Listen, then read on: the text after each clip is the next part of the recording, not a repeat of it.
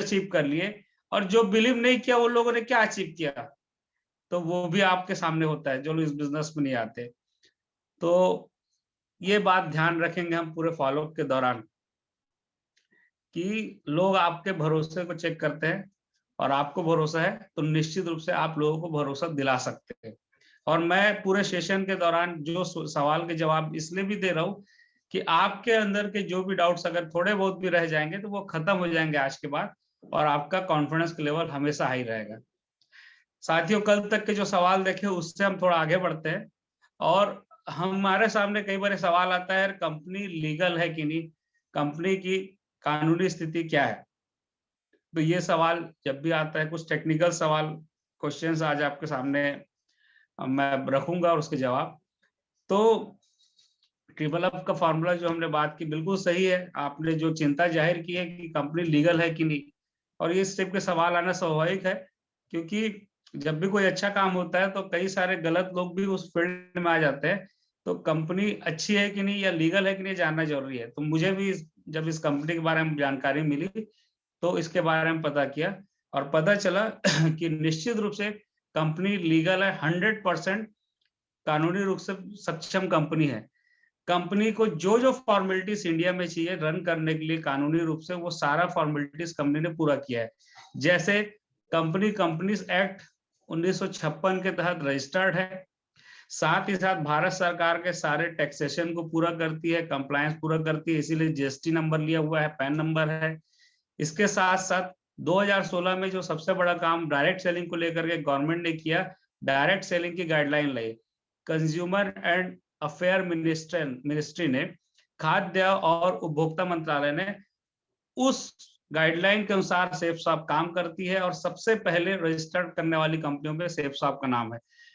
तो ये लीगालिटीज की जितनी भी चीजें थी कंपनी ने उसको पूरा किया है, और आप इसको चाहे तो ऑनलाइन आपको लिंक भी मिल जाएगा, आप उसको ऑनलाइन चेक कर सकते हैं। टॉप 4 या 5 में सेफ शॉप का नाम है, जो डायरेक्ट सेलिंग में कंज्यूमर एंड मिनिस्ट्री में रजिस्टर्ड की हुई अपने आप को। और दोस्तों ये बड़ी बात है, क्योंकि जब ये गाइडलाइन आया तो कई हजारों कंपनियां, मतलब 25-30 हजार का लिस्ट तो मैं ही देखा था, काम कर रही थी, लेकिन उसमें से मुश्किल से 450 के आसपास को ये मौका मिला, उसमें भी सेफ शॉप सबसे पहले थे।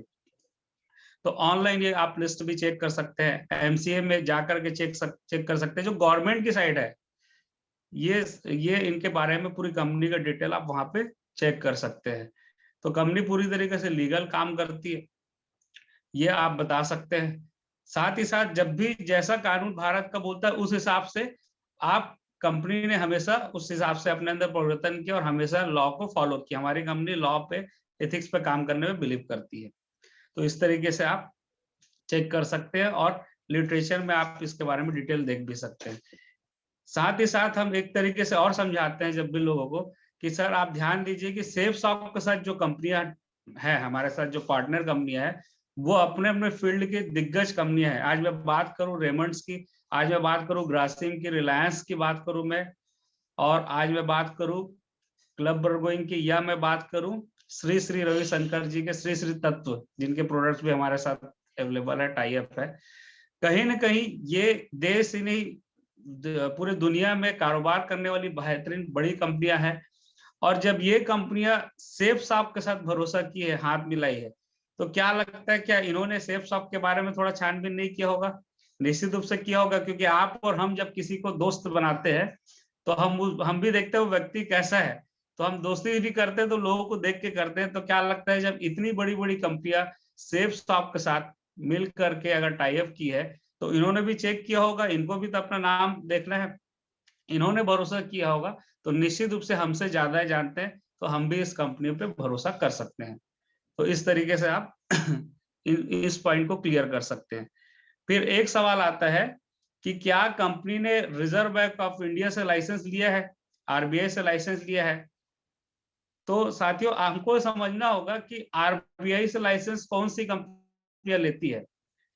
उस तरह की कंपनियां लाइसेंस लेती है जो जमा कराती है, कैश डिपॉजिट